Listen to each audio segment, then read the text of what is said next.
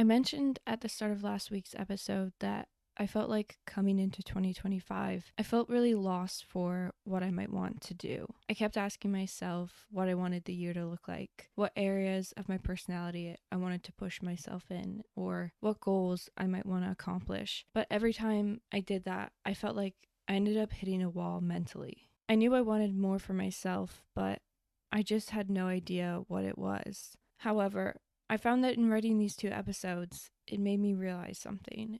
It made me realize that every time I was comparing my life to my friends, I was only focusing on the negative impacts of that rather than the positive ones. Because the positive side meant that I was actually following in the direction of the things that I loved in my life. I was in pursuit of my own passions, which is something that for many years I never felt capable of. And once I realized that fact, that I had been focusing only on the negative things, I noticed just how much it supported Kendrick's idea of there being 2 ways to perceive yourself, 2 ways to talk about a mirror. And I learned that if I challenged my reflection based off my own life instead of others, things became a lot clearer. So I started to wonder, what would it look like if I leaned into this unknown, specifically my unknown? And ultimately, it led me back to the album Mr. Morale and the Big Steppers. The album itself is a grand, honest, difficult look at self-evaluation. It is a breakdown of everything in order to build it back up.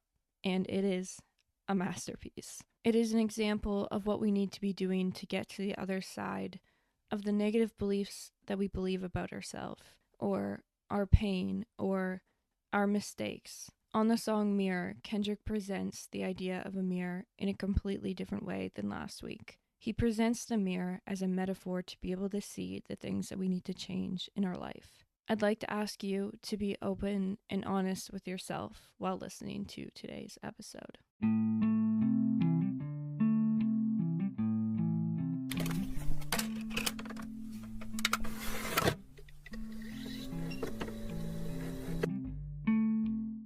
Mr. Morale and the Big Steppers was released on May 13th, 2022, after 5 years of no new music.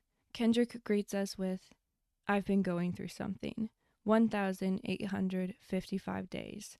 I've been going through something. Be afraid." And once you've listened to the album in its entirety, you will come to know that that phrase is a perfect introduction for what you're about to walk through. Kendrick accomplishes many things throughout the storyline of this album, but the one that has always stuck out to me is this notion of being selfish. A word that we always hold negative beliefs about, but one that I feel like he redefined with this album. "I choose me" is a line that he raps on Mirror, and one that rings in the back of my head when I think about the album on a whole. "I choose me" is typically a statement that would make us think of selfishness and greed. But as we will come to see by the end of the album, choosing himself was the most selfless thing he could have done. The musical focus for today's episode is the song Mirror, but more specifically the lyrics, "Do yourself a favor and get a mirror that mirror grievance. Then point it at me so the reflection can mirror freedom." The placement of the song Mirror is as the album's closer. It is the song you'll hear him rap "I choose me" 23 times. It is also the song where you'll hear Kendrick say, "Sorry I didn't save the world, my friend. I was too busy building mine again." On this song, he exemplifies the mirror to us in the hopes that we will use it as a tool to be able to see the pain that we're harboring in our lives, and to hopefully take the next steps into setting ourselves free from it. To better understand this, we're going to break that line into 2 parts. Number 1, do yourself a favor and get a mirror that mirror grievance. And number 2, then point it at me so the reflection can mirror freedom. So that first half, do yourself a favor and get a mirror that mirror grievance, is ultimately asking us to reflect on our pain. The exact definition of grievance from Oxford Dictionary is the infliction of wrong or hardship on a person, injury, oppression, a cause or source of injury. Kendrick wants us to look in the mirror and genuinely evaluate what's looking back at us.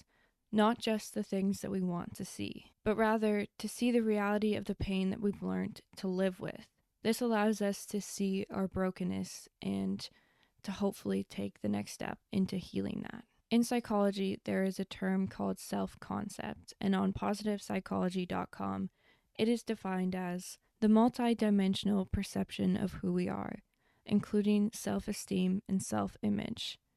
So essentially, it is a blanket term for how we perceive ourselves, which can be influenced by many people or experiences that we've lived through in our life, and as you might have guessed, will impact the way that we show up for ourselves and others. An example of this might be if you struggled in school as a child and never received the proper guidance from a teacher. You might begin to believe that you're not capable of post-secondary once you hit high school, and therefore look over applying to universities. In other words, learned behaviors might stop you from believing in yourself to overcome your current circumstances. Kendrick addresses a lot of his personal experiences with this on the album, and I will leave him to be the one to elaborate on those. But ultimately, his battle of vices throughout the album is a clear example of the ways that his negative self-concept affected him throughout his life. That in moments of pain, he turned to comfort in the wrong places, like cheating. In moments of inadequacy, he turned to pride to lift himself higher. We all do this just in our own ways. And all of those admissions are a response to the pain that Kendrick has carried. This highlights the fact that the problem is not the problem is our solution. We develop these devices because when we're lost, we look for a light. When we're broken, we look for a glue. But the fix is not a band-aid. The real fix is a treatment.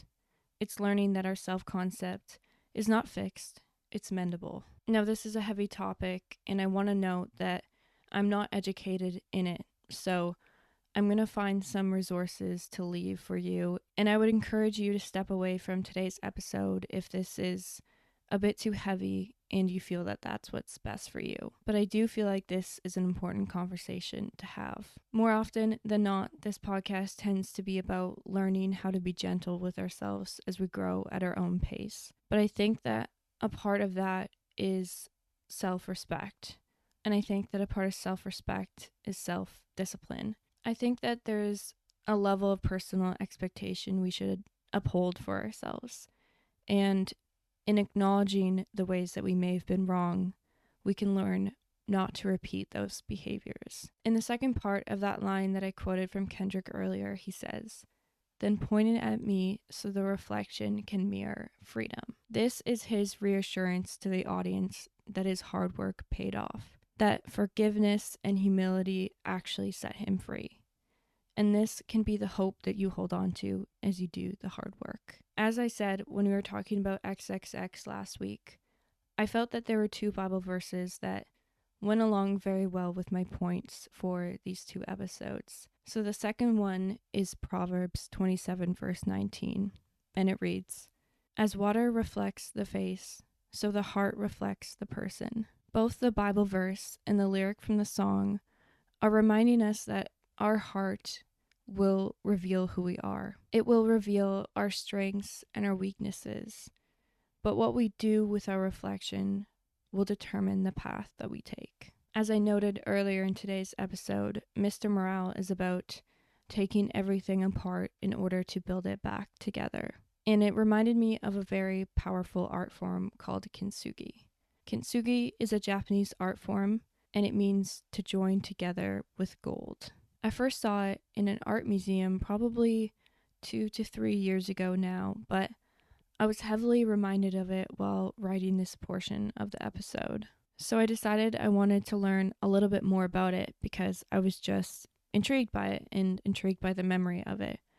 And I stumbled across this YouTube channel called Q2 Japan, where they interview a kintsugi craftsman, and it was super, super interesting. He explains that the origins of the art form wasn't actually to create art, it was to repair what had been broken. And you repaired it because of the value of the pottery and out of their value of respect. He says specifically, even hundreds of years ago, lacquerers knew how to fix pottery like it was never broken. They could hide all the cracks using lacquer, but the point of kintsugi was to show the samurai's dedication towards his master.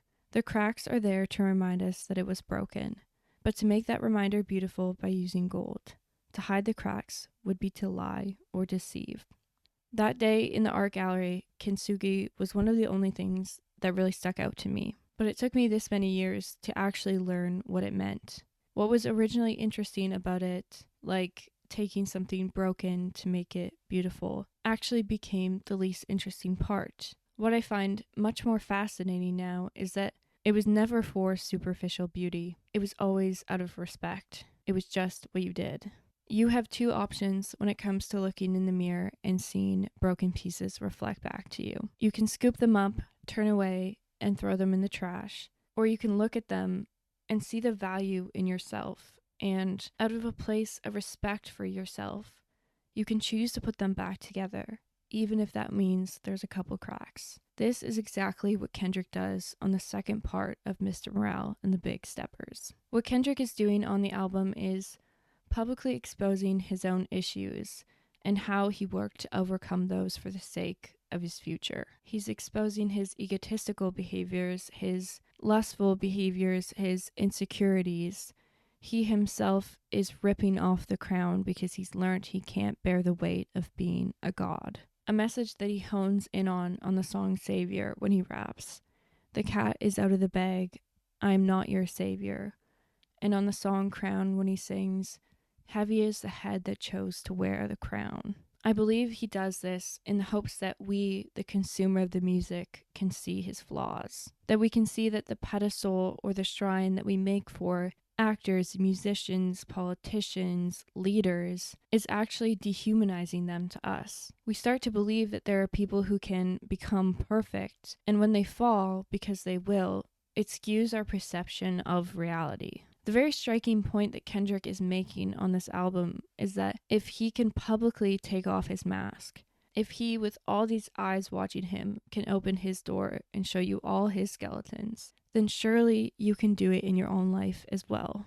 Mr. Morale and the Big Steppers urges the listener to honestly look at themselves and question their vices, their ego, their pride, their gluttony, their anger, their selfishness, their lust, and their pain.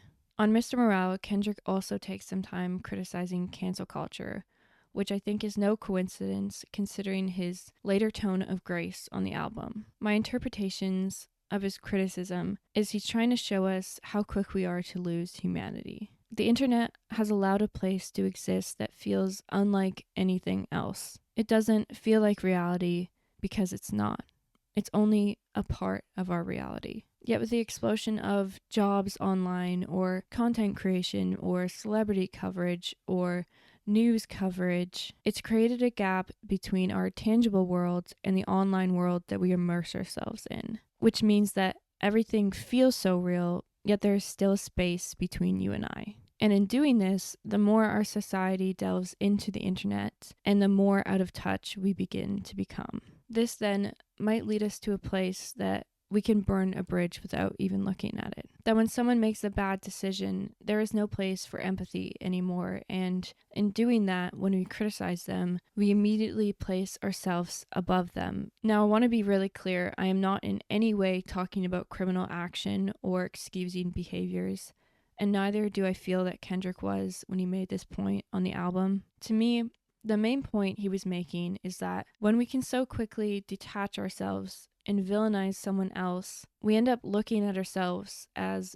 better because we haven't done what they have, and in a way crowning ourselves and making ourselves out to be a savior, and because of that we forget about forgiveness. Once again, I don't think that Kendrick is saying bad actions should have no consequences. I think that he's just reminding us that we need to learn to forgive each other. And if there's any musician who's going to attempt to teach us this lesson, it's going to be Kendrick, the one who tried and failed at being his own God. As I quoted earlier, heavy is the head that chose to wear the crown, a statement that we can now view as a warning to the listener to be careful of their pride taking over. In some ways, it's the same moral dilemma that follows the character Kung Fu Kenny through the album Damn. When I listen to Mr. Morale and the Big Steppers, it feels like Kendrick wrote this album for himself. And I think he wants us to realize that he didn't write this album for us. He didn't write this album to make us feel good. He wrote this to set himself free. He wrote this to be selfish. And instead of telling us how we should feel about what he said, he's letting us decide. And he's letting us decide what we do with what we discover. To me, it feels like he's saying, look in the mirror. You're so focused on pointing out other people's flaws that you forget to look at yourself. And because you are hurt, you continue to hurt people. You need to choose yourself first. You need to fix yourself before you start telling other people what they need to fix. Otherwise, this cycle is only going to continue. And you need to remember that forgiveness is a part of healing. I told you my story, good and bad. I let you into my therapy session. Now that you've heard it, do you still want to call me savior? I choose me. I choose my mental health over being your savior. I choose my family over your expectations of me. When you look in the mirror, what reflects back to you? What do you see in yourself? Will you choose yourself as well? The fascinating part of Mr. Morale and the Big Steppers to me is that as much as it feels like it is written just for him, and it's a testament to what he's been through and what he's fought through, he still leaves us with a challenge. Will you do the work to overcome your own pain, or will you let it influence the way you live your life? In The Heart Part 5, which in my opinion is a song that was breezed over way too fast, Kendrick raps one of my favorite lyrics he's ever written. He says, "In a land where hurt people hurt more people, fuck calling it culture." There comes a time where we cannot make excuses for our bad behaviors, and that time can be recognized when our learned bad behavior continues the cycle of causing more pain. When Kendrick said, "I choose me," he did not mean, "I choose my vices." He meant, "I choose my family."